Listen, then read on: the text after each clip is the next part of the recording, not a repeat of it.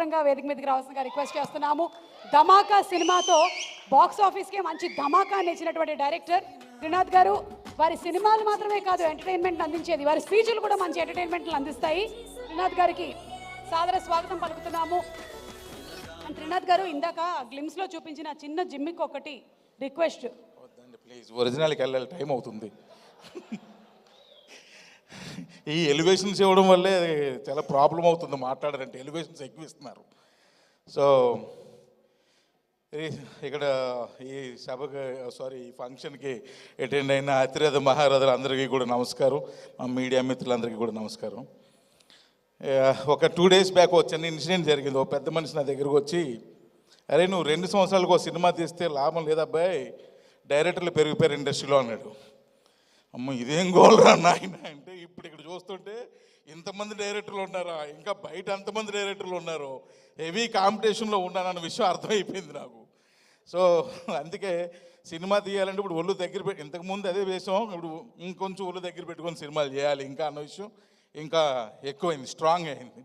But కానీ ఇప్పుడు నేను ఈ న్యూ డైరెక్టర్స్ అందరినీ నేను నిజంగా ఇప్పుడే చూస్తున్నా అందరినీ ఫేస్లు.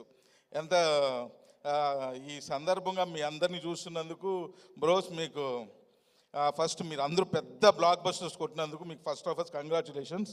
సో మీకు ఇంకా మంచి మంచి సినిమాలు తీయాలని కోరుకుంటున్నాను. అండ్ ఎందుకంటే చెప్పాను కదా కాంపిటీషన్ అని, అందుకని కొంచెం ఫ్రెండ్షిప్ చేస్తున్నా. సో నెక్స్ట్ ఏంటంటే, ఈ సినిమా గొప్పదనం గురించి చెప్పాలంటే నాకు ఒకే ఒక సిచ్యువేషన్ చెప్పాలనిపించింది. మా ప్రవీణ్ ఏంటంటే, నా సినిమాల్లో యాక్ట్ చేసేటప్పుడు ప్రవీణ్ ఈ షర్ట్ బాగాలేదు ఇంకో షర్ట్ వేద్దాం ఎలా అంటాడు. అమ్మా ఏందిరా ఈ షర్ట్ కూడా మార్చడా ఆయన అమ్మా అని రిక్వెస్ట్ చేసుకున్నామని. అలాంటి ఇందాక ట్రైలర్ చూస్తే ప్రవీణ్ చేత డైరెక్టర్ బొట్టు కూడా పెట్టించి యాక్ట్ చేయించాడంటే ఈ సినిమాలో ఎంత ఇన్వాల్వ్ అయిపోయి ప్రవీణ్ యాక్ట్ చేసి కూడా అర్థమైంది. సో అండ్ అల్లరి నరేష్ గారి గురించి చెప్పాలంటే, అంటే ఇంకొక విషయం కూడా చెప్పాలండి. మా డైరెక్టర్స్ అందరూ మాట్లాడుతూ మన జర్నీ 2018లో స్టార్ట్ అయింది కదా, సో మన జర్నీ 2013లో స్టార్ట్ అయింది కదా, మన జర్నీ ఐ థింక్ 2016లో స్టార్ట్ అయింది కదా. అంటే ఇప్పుడు నా జర్నీ ఎప్పుడు స్టార్ట్ అయిందని అర్థం అవట్లేదు నాకు. అంటే ఇప్పుడు నాకేమైనా సీనియర్ సిటిజన్ చేసి ఇప్పుడు నెక్స్ట్ నాకేదో పెన్షన్ ఇచ్చే కార్యక్రమాలు ఉన్నారు వాళ్ళు భయం వేస్తుంది నాకు. నరేష్ గారితో ఎందుకు ఈ విషయం చెప్పానంటే, ఎప్పుడో భూమి పుట్టక ముందు నరేష్ గారి ఇంట్లో ఆయనతో పార్టీలో కూర్చున్నాను నేను చాలా సంవత్సరాల క్రితం. ఇప్పుడు ఆ ఇయర్స్ వద్దులంటే తమ్ముళ్ళు డేంజర్ అయిపోద్ది. సో అప్పుడు కూర్చున్నా. కానీ ఎప్పుడు అనుకుంటూ ఉంటాను, ఆయన అంటే నాకు ఇష్టమైన యాక్టర్, యాక్చువల్గా ఇష్టమైన హీరో అని నేను అన్ను, ఇష్టమైన యాక్టర్. ఎందుకంటే అల్లరి నరేష్, అల్లరి అన్నది ఆయనకి ఎవరో ఇచ్చింది కాదు, లేకపోతే ఎవరో దానం చేసింది కాదు, లేదా వంశపారపర్యంగా వచ్చింది కాదు, ఆయన సంపాదించుకున్నది. సో అది సంపాదించుకున్నది అంటే ఊరికినే ఏది రాదబ్బాయి. నన్ను ధమాకా త్రినాథ్ అని ఎవరైనా అంటున్నారా చెప్పండి తమ్ముళ్ళు. కానీ అల్లరి నరేష్ గారిని ఆయన ఈ భూమి మీద ఉన్నంతకాలం అల్లరి నరేష్ అని అంటాడు, ఎందుకంటే అది ఆయన సంపాదించుకున్నది. సో అలాంటి వ్యక్తితో కూడా నేను సినిమా చేయలేకపోయాను. కానీ బట్ ఫ్యూచర్లో నాకు అవకాశం వస్తే మాత్రం డెఫినెట్గా ఆయనతో నేను సినిమా చేస్తాను. సో నరేష్ గారు, మీరు ప్రతిసారి మీ సినిమాలు చూస్తున్నప్పుడు కూడా నేను అదే ఫీల్ అవుతూ ఉంటాను.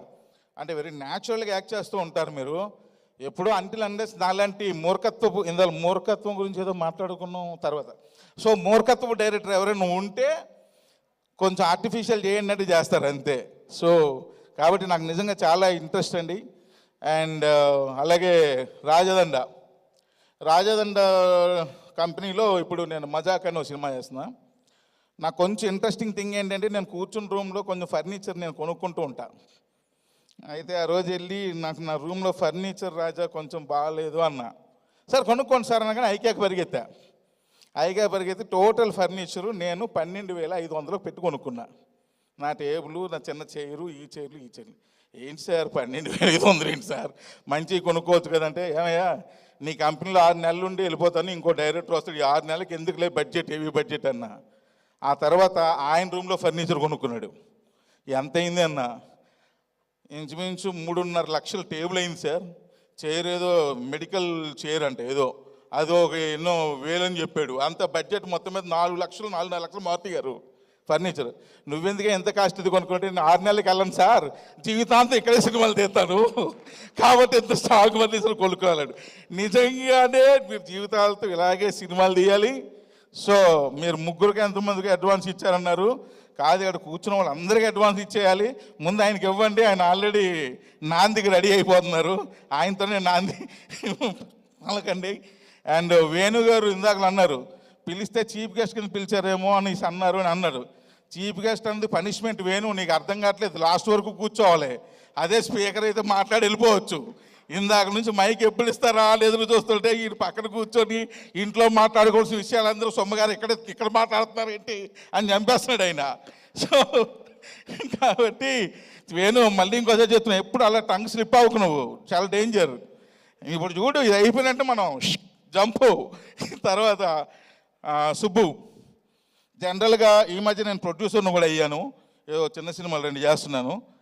అయితే నేను అబ్జర్వ్ చేశాను బ్రదర్స్, ఇది తప్పుగా అనుకోవద్దు, ఆపర్చునిటీ వచ్చేటంత వరకు చాలా యాక్టివ్గా ఉంటున్నారు, వచ్చిన తర్వాత ఎందుకో డల్ అయిపోతున్నారు డైరెక్టర్లు. సో ఆ ఎనర్జీ లెవెల్స్ అవి ఇవి తగ్గిపోతున్నాయి. వచ్చేటంత వరకు ఎంత ఎనర్జీగా ఉంటామో వచ్చిన తర్వాత డబుల్ ఎనర్జీతో వర్క్ చేయాలి, అప్పుడే సక్సెస్ వస్తుంది, లేకపోతే రాదు. ఇది నేను చెప్తున్నా మా వాళ్ళకు కూడా. సో ఇప్పుడు ఈ విషయం ఎందుకు చెప్పానంటే, సుబ్బు నేను ఆఫీస్కి వెళ్ళినప్పుడే నాకు ఫస్ట్ టైము రాజా గారే పరిచయం చేశారు, నాకు అంతకుముందు పరిచయం లేదు, ఎందుకంటే నేను 2002 బ్యాచ్ 18 బ్యాచ్ కాదు. సో కాబట్టి ఈ సుబ్బుని చూశాను చాలా ఆఫీస్లో. ఆయన ఎంతసేపు ప్రసాద్ గారికి ఆయన ఎడిటింగ్ నేర్పుతున్నాడా లేదా ఈ సినిమాలకి ఆయన ఎడిటింగ్ చేస్తున్నాడో నాకు అర్థం కాల, ఆ లోపలే కూర్చొని ఉంటారు. సో రాజదండ్రి గారు ఎప్పుడు కూడా ఈ సాంగ్ చూడండి ఆ సాంగ్ చూడండి అని నాకు చూపించాలన్న క్యూరియాసిటీ ఆయనకి, ఎందుకంటే ఆయన దృష్టిలో నేను పెద్ద డైరెక్టర్ కింద లెక్క. ఇప్పుడు చూసారుగా ఎంతమంది ఉన్నారో 5 అబ్బావు. సో కాబట్టి సుబ్బు ఎంత కష్టపడి అనేది నేను చూసా, కానీ నేను పర్టికులర్గా చూసా. ఎవ్రీడే మార్నింగ్ వచ్చేసి మధ్యాహ్నం అలా మళ్ళీ నేనంటే ఏదో 1 hour 2 hours వెళ్ళిపోతుంటాయి, ఎందుకంటే నేను పెద్దగా ఆఫీస్లో స్పెండ్ చేయను, అందుకే 12,500 ఫర్నిచరే కొనుక్కున్నా. సో కాబట్టి చాలా బాగా ఎక్కువ వర్క్ చేసాడు ఆయన. సో నాకు ఆయన ఇంట్రెస్ట్ నచ్చింది. అంటే సినిమా ఇందాక చెప్పానుగా, వచ్చే ముందు ఉన్న ఇంట్రెస్ట్ వచ్చిన తర్వాత డబుల్ చేయాలని, ఆ ఇంట్రెస్ట్ ఆయన పనిచేసే విధానం నాకు నచ్చింది. అందుకే అప్పుడు అనుకున్నాను, సుబ్బు నీకు ఈ సినిమా కంపల్సరీ సక్సెస్ అవ్వాలని కోరుకుంటున్నాను అని చెప్పా. ఇంకోటి నిజం చెప్పాలంటే, ఫస్ట్ టీజర్ నాకు రాజా చూపించినప్పుడు నాకు పెద్దగా ఎక్కలా, ఓకే రాజా బాగానే ఉంది అన్న. మొన్న ట్రైలర్ చూడగానే ఫస్ట్ నేనే ఫోన్ చేశా, ఇది సినిమా ఇలా ఉండాలి, సో నీ సక్సెస్ ఇందులో కనిపిస్తుంది, అందులో కనిపించలా. సో ట్రైలర్ ఇలా ఉండాలి, ఎందుకంటే సినిమా ముందు రిలీజ్ చేసే ట్రైలరే రేపు సినిమాని ఓపెనింగ్ తీసుకొస్తుంది. సో కాబట్టి ట్రైలర్ చాలా బాగుంది సార్, అదిరిపోయింది. ఇంకా ప్రసాద్ గారు ఆయన ఎడిటింగ్ పాపం ఆయన కూడా చాలా కష్టపడుతున్నాడు, ఆయనకి పగలేంటో రాత్రి ఏంటో తెలియకుండా ఉండాలని ఆయన ఎడిట్ షూట్లు అన్నీ నల్లకోట్లో పెట్టుకున్నాడు. సో కాబట్టి కొంచెం వెలుగులోకి రండి. ఇంకా లాస్ట్ అండ్ ఫైనల్గా ఇంకా అందరి గురించి చెప్పాలంటే చాలా టైం పడుతుంది, కాకపోతే ఒకరి గురించి చెప్పకపోతే నా టైం ఇక్కడతో ఆగిపోద్ది సుమ గారు. సో మీ గురించి చెప్తున్నారు, రండి. సో ఎండ్ ఆఫ్ ద ఈ సభ అంతా అయిపోయిన తర్వాత టీజర్ వేసి మీరు ఒకసారి అది చూపించి ఫినిషింగ్ టచ్ చేస్తే చాలా బాగుంటుంది. Thank you very much. ఇంకెందుకంటే వద్దు ఎక్స్టెన్స్ వద్దు బాబాయ్, ఆపేయండి. మీరు మాట్లాడిన తర్వాత నా మైక్ బ్యాటరీ కూడా డౌన్ అయిపోయింది.